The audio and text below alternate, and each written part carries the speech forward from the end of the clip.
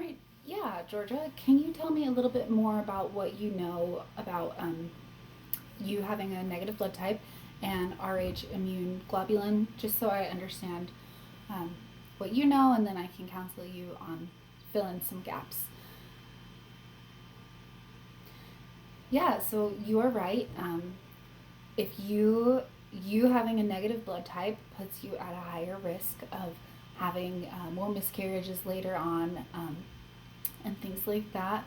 And you're right, it is a medication that contains, um, it does have blood products in it that have been, screened and sanitized to make sure that there's no infectious diseases in them. Um, so it's been proven safe, right? So yeah, I'm just going to fill in some gaps. Rh immune globulin is recommended and can be given at around 28 weeks of pregnancy. It also is recommended to get postpartum if you are pregnant with a positive baby. So there is that DNA test that we talked about that can tell if you do have a negative blood type baby or a positive blood type baby. So with dad being positive, it's a 50-50 chance. If you don't want to do that, it is recommended that you get that RhoGAM. I understand you say you don't want to do that during pregnancy, and then it's recommended for after pregnancy. I'm going to recommend some things that you avoid to minimize those chances of that blood mixing, okay? Because if the bloods mix, yours and a positive baby, there is a chance that your body can be sensitized to those positive blood cells. Okay, so that means your next pregnancy with a positive baby, your blood cells, your body has an immune response that would attack that positive baby's blood cells. Okay, so that means that the baby could miscarry, or if it does go through term, it would likely develop something of anemia inside, so it would need some help. So they would recommend to do blood transfusions during pregnancy. That's pretty likely if that baby was negative. If you were pregnant with a positive baby, everything would likely be fine.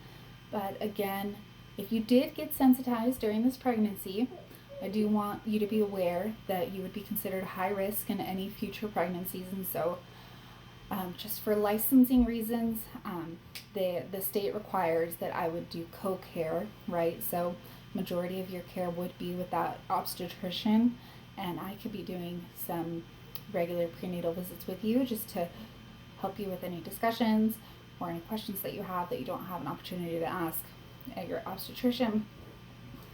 But you would likely be giving birth in hospital. So those are all the things that you need to know about what can happen if you get sensitized, okay? So things to minimize this risk of sensitization. So I want you to be avoiding any high impact exercises, any high impact sports, like any contact sports, anything that can really cause jostling within the abdominal region, right? Like off-roading, skiing, snowboarding, horseback riding, things like that. So we're going to avoid anything that can cause that placenta to maybe detach and then have a bleed behind that, right?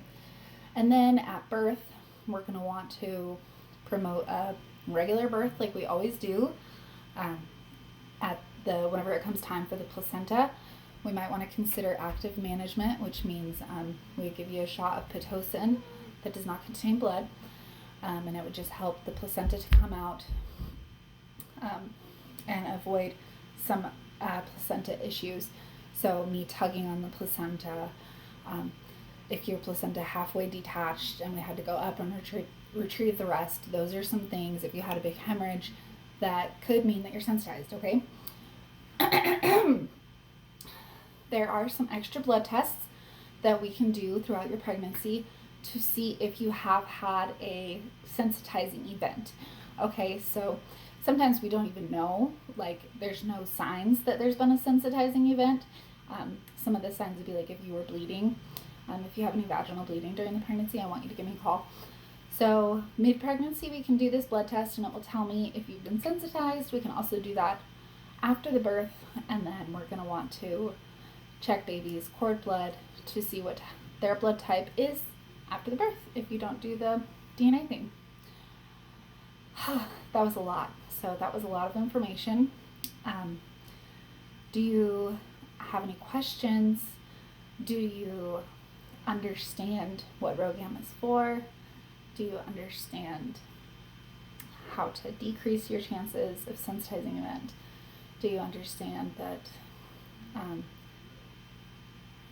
you can be sensitized even if you're doing everything right, and what that would look like in your next pregnancy if you did get sensitized?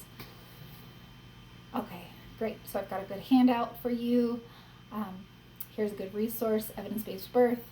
I really like them. Here's some ACOG statements and some MANA statements. There's a lot of links on this handout that I'm going to give you. So do your own research. If you have any questions, more questions about it, please let me know. Okay. Thank you.